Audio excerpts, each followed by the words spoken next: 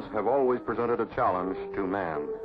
Many secrets remain locked in space, secrets that have puzzled men for centuries. The search for knowledge about space is underway. Hundreds of scientific rockets and satellites have been launched. As the information is collected from space, it is made available to people all over the world. Already, startling and practical advances in many scientific fields have resulted.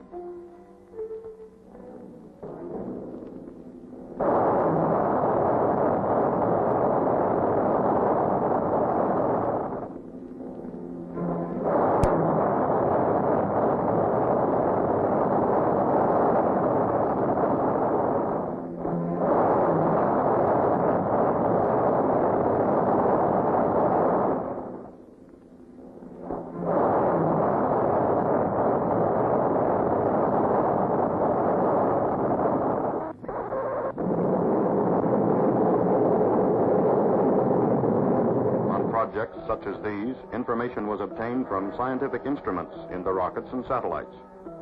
Now, man himself is to follow these mechanical devices. Cape Canaveral, Florida, May 5th, 1961. U.S. Mercury astronaut Alan B. Shepard enters his spacecraft. Very shortly, he will be on his way into space. As the hatch goes on, two big questions come to your mind. Is the vehicle ready? Are you ready? Before the flight, Shepard had this to say.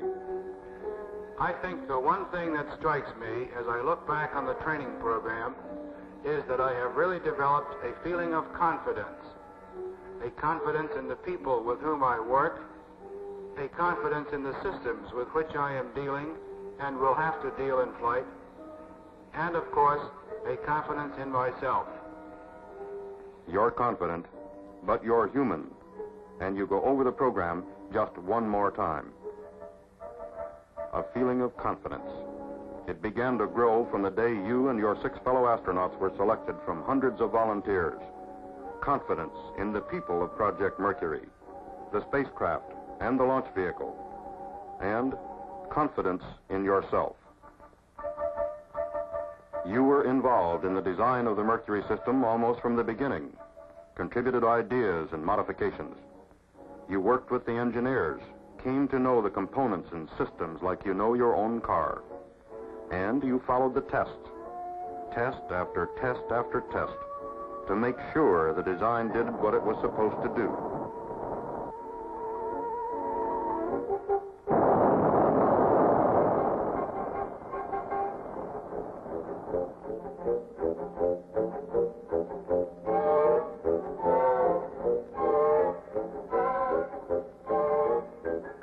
While research and development was underway, you went through almost 2 years of training.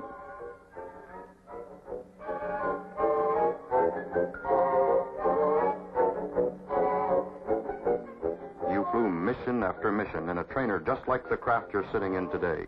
Became completely familiar with every control and instrument.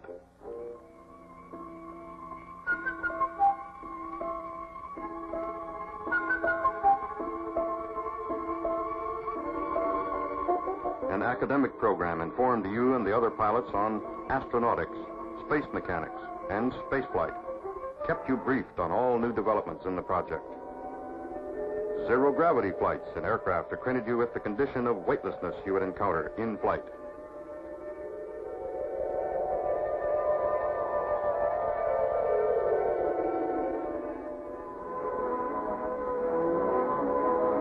You got in a lot of centrifuge time, too. Today's flight won't submit you to any G-forces you haven't experienced before. The program simulated every possible situation. You know you're ready to react almost automatically.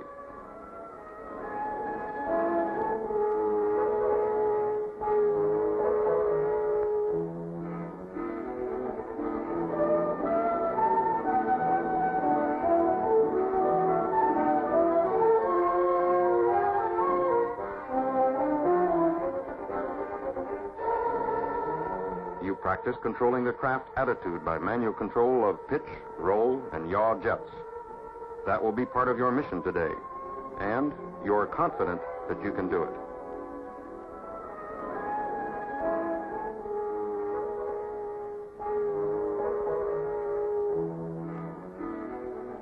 piled up plenty of experience into three-dimensional rotation. You know that even if tumbling situations occur after separation, you can bring the craft under control with your manual control system. There were continuing flights in high-performance aircraft. They were important to you, too. You're an experienced test pilot. Flying is your business in any type of craft. You remember extensive training in escape and survival techniques. There is always the slight chance the spacecraft may land outside the pre-planned area. As you sit in the spacecraft, waiting for launch, you know your training has covered every conceivable eventuality, every emergency, no matter how unlikely.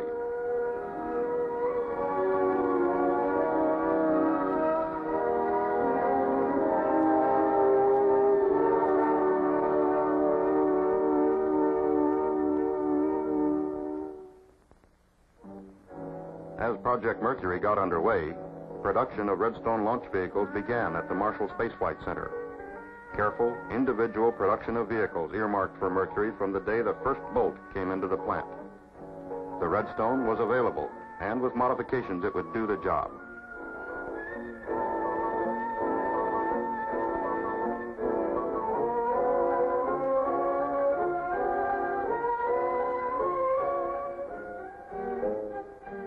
At the McDonnell Aircraft Company plant at St. Louis, just 3 months after project inception, prototype spacecraft production was begun.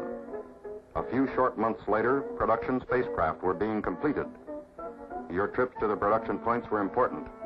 You became thoroughly familiar with the Mercury systems. The closer you got to the system, the more confident you became. You followed the flight test program closely. Components, then systems, then prototypes, then production craft. A pyramid of testing. A pyramid of tests that would lead to manned flight. You knew that data and know-how was being gathered to reduce the risk element.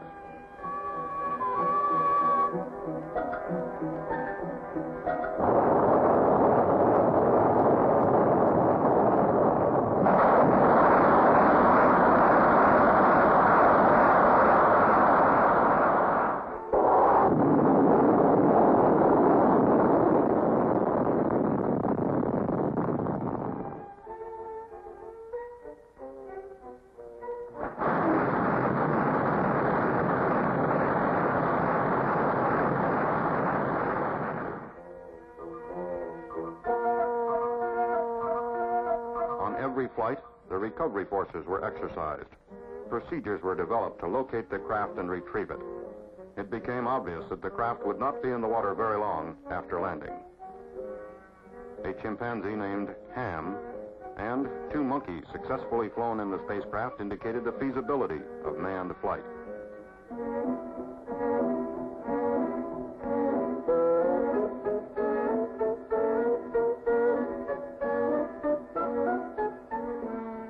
Then, all this was behind, and you knew everything humanly possible had been done to minimize risk to you and to the other astronauts.